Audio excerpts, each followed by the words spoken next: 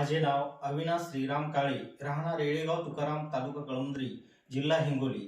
माझे भुसार मालाचे आडत दुकान, शेतीमाल खरेदी आणि विक्री हे दुकान माझे आहे।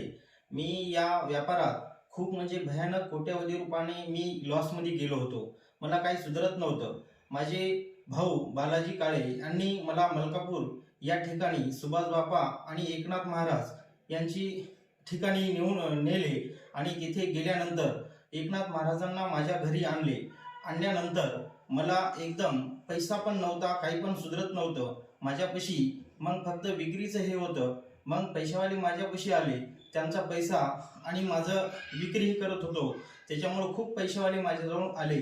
तेव्हा माझे दुकान चालू झाले, कोट्यवधी रुपये कर्ज सुद्धा नील झालं आणि एक दुकानचं आज माझ्यापाशी 20 दुकान झाले।